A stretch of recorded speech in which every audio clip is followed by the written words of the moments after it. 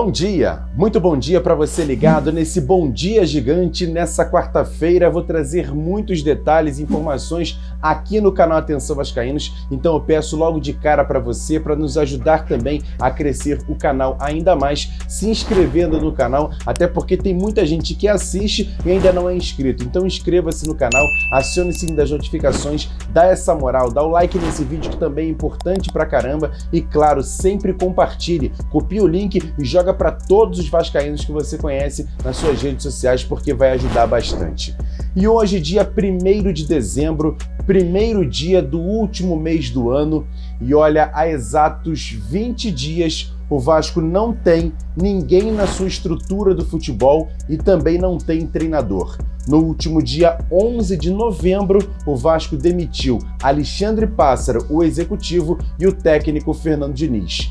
E aí, até agora, nada, nenhum tipo de situação oficial. Há muita especulação, muita sondagem, mas até agora zero de informação concreta. E aí fica a pergunta, como está esse planejamento visando 2022? O Vasco foi eliminado oficialmente da Série B, sabendo que ia permanecer mais um ano nessa competição, desde a derrota para o Vitória no último dia 10, antes inclusive da demissão desses dois profissionais. E até agora ainda não houve mexida oficialmente. O Vasco sabe qual vai ser o primeiro adversário no próximo ano, em 2022. Será o Volta Redonda na abertura do Campeonato Carioca. Ainda não sabe se vai ser no dia 19 ou 26. E já a Série B começa no dia 9 de abril e se encerra no início de novembro, já que em 2022 vamos ter Copa do Mundo no final do ano. Olha, o Vasco precisa correr atrás de tudo isso em relação ao planejamento para 2022, porque o tempo está passando e a situação está bem complicada. Os jogadores estão de férias, ainda não há um planejamento em relação ao elenco, a reforços e como vai ser o Vasco em 2022. Diretoria, abre o olho porque o torcedor está começando a ficar ainda mais em pânico.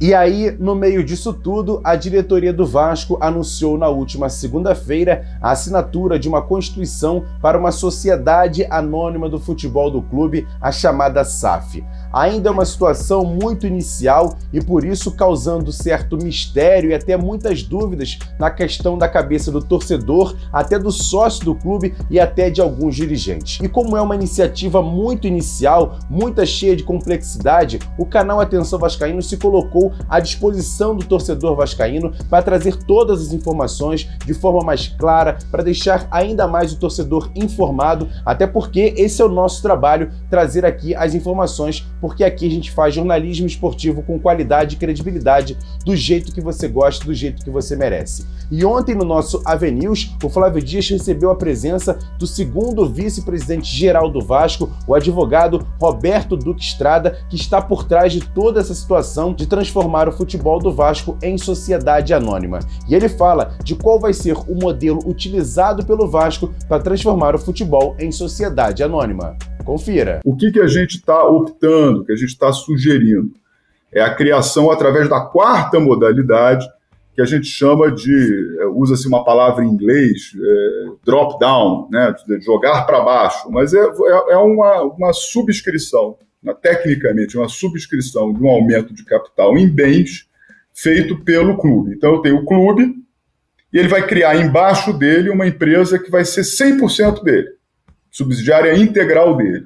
E como é que ele vai o que ele vai colocar nessa empresa? Ele não vai colocar dinheiro no capital social, mas ele vai colocar bens ou direitos nesse capital social. E que bens são esses? Que direitos são esses? São bens relacionados à exploração do futebol. No caso específico do Vasco, o que nós estamos propondo, e aí eu acho que é importante que as pessoas entendam que o que aconteceu ontem foi o pontapé inicial de um processo longo, que vai ser amadurecido, que vai ser discutido, que vai ser estudado juridicamente, para a gente fazer uma primeira aprovação no Conselho Deliberativo, que nós precisamos da aprovação do Conselho Deliberativo, e essa aprovação precisa, antes dela, ter um parecer do Conselho de Benemérito. Por isso, nós tivemos ontem com o presidente Peralta, com o presidente Fonseca, entregamos a eles esse ofício, um ofício que eu acho que já circulou, E o que a gente diz claramente ali naquele ofício? Que a nossa intenção é buscar uma autorização. Então, a empresa não vai ser criada nessa reunião de conselho deliberativo.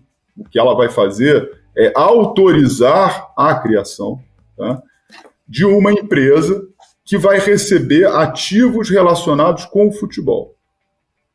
Na nossa proposta, esses ativos não incluem bens do ativo imobiliário do Vasco, como o estádio de São Januário, como a sede de Remo da Lagoa. Isso continua com o clube é o dono desses ativos, né? O que vai para a SAF são direitos relativos à exploração da atividade do futebol, atletas, contratos, etc. Em relação, por exemplo, aos símbolos, às marcas, ao escudo, toda a parte de propriedade imaterial do Vasco, isso continua com o clube. O que a gente pode fazer é uma autorização de uso, né? E todas essas autorizações, o que se prevê é serem remuneradas, quer dizer, a atividade de futebol vai gerar receitas e aquilo vai remunerar de alguma forma o clube, pagar um aluguel pelo uso de São Januário, pagar uma sessão pelo uso da marca, mas isso tudo, te digo, Flávio, é embrionário. O que a gente tem muito claramente é o que vai e o que não deve ir, né? Isso está muito claro para nós, né? Agora, como isso economicamente vai se construir, isso é um trabalho dos economistas, dos estruturadores. Tá bom, mas e aí fica a pergunta: será que essa situação da sociedade anônima vai salvar o Vasco, Duque Estrada? Olha, eu acho assim, ele me dá um instrumento para eu arrecadar recursos que vão ajudar a resolver o problema, né? O nosso grande problema é equacionar os passivos. O que a gente vem aqui fazendo ao longo desse ano é equacionar passivo, né? A gente conseguiu reduzir a dívida tributária em quase 50%, basicamente, né? Que é uma coisa significativa.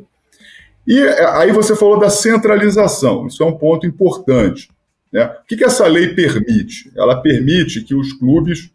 Eu vou dar aquele exemplo, eu tenho o clube e ele criou a empresa embaixo. A empresa embaixo, por exemplo, vai receber recursos de televisionamento. Televisão, porque o futebol está com ela vai licenciar lá e vai receber a televisão. Pela lei, eu tenho que pegar 20% do que eu receber da televisão e mandar para o clube para ele pagar a dívida dele. Tá? Então o clube tem que receber esses 20% e tem que usar esses 20% para pagar a dívida. Tá? Que dívidas são essas? São dívidas cíveis e trabalhistas. Dívida fiscal não está na SAF, tá? Dívida fiscal foi um acordo do clube, é outra história. Tá? Então eu tenho que pegar 20% disso e pagar a dívida do clube. Como é que eu pago essa dívida? Eu faço um plano para pagamento de credores. Eu listo os meus credores, eu obedeço uma ordem de prioridade que a lei exige que eu observe, né? Por valores, por idade dos credores, por importância dos créditos, né? Pessoas com doença grave, acidente de trabalho, quer dizer, eu tenho uma série de priorizações e eu vou apresentar esse plano e vou começar a pagar com esses recursos. O que nós temos hoje no Vasco é que mesmo sem a SAF estando constituída, por uma interpretação jurídica que o tribunal acatou, e nós estamos sustentando isso, a lei autoriza que eu faça isso independentemente de ter a SAF constituída, né? Então eu tenho hoje o regime de centralização de execuções no Vasco que está andando. Começou a andar agora, recentemente, outubro, novembro, né? A lei saiu em outubro, nós pedimos, foi deferido, tanto no trabalhista quanto no civil, e estamos fazendo isso. Agora, é claro que tendo a SAF constituída, fica muito mais tranquilo, vamos dizer, a tocar esse regime. E depois disso, o Flávio Dias fez uma pergunta muito interessante. Confere só a pergunta e a resposta do segundo vice-presidente geral do Vasco, Roberto Duque Estrada. O torcedor tem uma dúvida, Roberto, em relação a quem pode investir. Você falou em debentures FUT, que é para pessoa física, creio eu. Mas o não, pode ser qualquer um. Debentures FUT pode ser qualquer pessoa. Podem. Pessoa jurídica também pode. O que eu falei da debenture FUT, assim, por conta da questão da torcida, é porque existe uma dificuldade muito grande de captação de recursos pulverizados, né, no Brasil, e isso permitiria. Agora, pode chegar uma grande empresa e comprar um valor absurdo de debêntures FUT e pronto, ou pode fazer um investimento como preferencialista, entendeu? Isso aí tem caminhos para caramba, é uma questão agora de buscar. Mas não existem respostas para isso imediatas. O que existe são os instrumentos, a gente conhece o mercado. Agora, eu não sei se você consegue me responder isso. Quem for o investidor ou quem tiver interesse, tem alguma participação? Eu digo assim, vai ter alguma ingerência? Vai ter... O que dá direito a essa pessoa? Ou apenas o lucro? É só receber? Ajudar o clube? Eu acho que, olha, vamos lá, eu acho que no mundo capitalista não existem generosidades assim, né? Eu, como investidor, eu vou querer ter algum mínimo grau de ingerência, saber, olha, eu estou botando futebol, eu quero que seja para compra de atletas, eu quero que seja para investimento no departamento, para modernização disso ou daquilo outro, entendeu? Eu acho que sim. Se eu quiser carimbar esse dinheiro, sim, mas tudo isso é muito embrionário, isso depende de acordo. Tem que ter o investidor, tem que ter o acordo, tem que conversar, tem que montar. O que a gente até colocou no ofício é que, em havendo investidores, né, primeira coisa que eu acho que é muito importante, Flávio, essa autorização não permite, que a gente está buscando, não permite a entrada de terceiros. É uma empresa 100% Vasco. Tá? Para a entrada de exclusiva, né? Exclusiva, ela não pode ser investidora de vários clubes, né? Não, isso é outra coisa, Perdão, eu estou falando assim, para investir nessa empresa, então, na SAF do Vasco, nesse momento zero, é 100% Vasco. Se você quiser ser sócio, se eu quiser ser sócio, se meu filho quiser ser sócio, eu vou precisar de uma autorização de 2/3 do Conselho Deliberativo. Tá? Aí é uma outra história, tá? Então, assim, o que a gente está vendo para debênture não. Para debênture é um endividamento da companhia, não é endividamento do clube, tudo bem, eu posso emitir isso tranquilamente. Então, assim, eu tenho passos que eu vou seguir, né? E o primeiro passo para largar na frente, a gente tem que ter autorização. Sem autorização, a gente não vai a lugar nenhum. Com autorização, a gente vai estudar a Constituição, vai aprovar um estatuto que garanta recursos, garanta regras de governança, transparência e a gente tenha uma gestão profissional.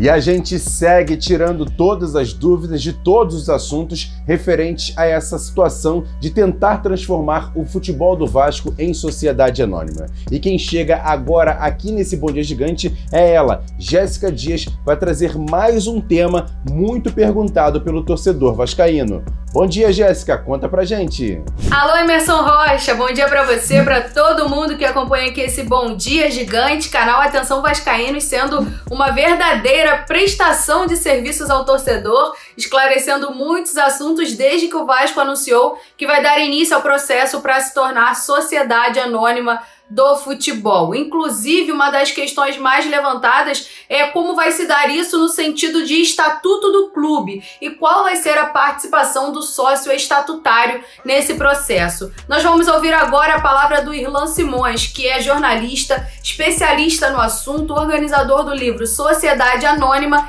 que explica um pouco pra gente essa participação do sócio estatutário do Vasco para que o clube se torne uma SA. Sim, a criação de uma sociedade anônima pelo clube, né, imagino que o processo acontece assim, a associação, que é o Clube de Regata Vasco da Gama, ela vai tomar uma decisão de abrir uma nova empresa e transferir todos os seus ativos ou parte dos seus ativos para essa nova empresa. Então isso é um ato que deve passar obrigatoriamente pela Assembleia de Sócios, que é o órgão soberano de todo o clube de futebol no Brasil. Né? É o órgão soberano de qualquer associação civil. Né? Isso está na lei, inclusive, que regulamenta as associações civis. O que aconteceu no Atlético Paranaense, por exemplo, foi uma manobra que apontou no sentido diferente, que era o Conselho Deliberativo solicitar à Assembleia uma espécie de carta branca para tocar todos os assuntos referentes à criação da SAF. Então, a Assembleia, sim, se reuniu e disse sim, para a proposta do Conselho Deliberativo de ter o controle total da discussão do tema, do formato, do modelo, do cronograma, e etc. e tal. Então, foi um artifício que foi criado, mas como o Vasco é uma associação civil, minimamente você vai ter que passar pela Assembleia do Clube, né? Então, é até obrigatório por lei, caso contrário, isso inclusive pode ser judicializado, enfim, coisas que o Vasco acho que não precisa mais. Mas, sim, o rito é muito claro e basta ser seguido de acordo com o que prega um formato de associação. E aí o estatuto da associação não precisa ser alterado, né? A sociedade anônima seria criada com o estatuto próprio e ele sim poderia ter regras, né, que o clube também pode discutir. Porque quando você cria essa sociedade anônima, o dono é o clube, né? O dono é a associação. No primeiro momento, né? O segundo da sociedade anônima, o Vasco é o dono. A não ser que ele comece a vender essas ações para investidores externos, e aí ele começa a dividir o controle da empresa, né? Mas a associação vai continuar existindo, né? Ninguém vai acabar com o Vasco da Gama, até porque não é necessário, acho que não é nem possível diante da conjuntura, né? É um clube muito grande para acabar assim. Então, sim, a sociedade anônima precisa ter um estatuto próprio e ele vai determinar, né, as regras, né, que pode vir em torno disso. Desde blindar o São Januário, de determinar que o Vasco da Gama, enquanto associação, vai obrigatoriamente ser o controlador da empresa, enfim, todo esse tipo de variáveis que podem vir dentro dessa ideia de transformação de sociedade anônima. Tá aí, portanto, então, a palavra do especialista, e nessa fala do Irlan Simões, pelo menos mais uma questão levantada, porque o torcedor que está animado com o fato do Vasco se tornar uma SA, fica animado com a possibilidade de chegar um investidor para o clube, alguém que chegue com o dinheiro para ajudar o Vasco, principalmente no sentido de sanar as dívidas e ajudar financeiramente na estruturação do futebol. Só que isso não precisa acontecer necessariamente caso o Vasco se torne uma sociedade anônima do futebol. São muitas questões que a gente ainda vai falar muito aqui no canal Atenção Vascaínos. Eu vou ficando por aqui, o meu beijo pra vocês e até a próxima! E para encerrar esse Bom Dia Gigante, volta ele, Flávio Dias, com informações importantes sobre o Vasco. E aí, Flávio Dias, quantas informações você tem por aí? 3 informações a respeito do futebol do Vasco, tá? Primeiro, Alexandre Matos. Hoje surgiu uma informação de que o Alexandre Matos teria tido uma conversa com o presidente Jorge Salgado, e teve, realmente. O presidente Jorge Salgado ligou para o Alexandre Matos. Eu conversei com o Alexandre Matos, eu tenho aqui a conversa, claro, não vou expô-la. Ele disse, batemos um papo extremamente agradável e profissional, me falou das ideias da reformulação, não houve nenhuma proposta. Disse a ele que estou bem avançado com outro projeto. E eu te perguntei, mas causou boa impressão? Porque houve uma notícia de que ele teria perguntado dos seus trabalhos, como se não o conhecesse. Ele me disse, presidente, muito gente boa, do bem. Quanto a isso, invenção, não é verdade.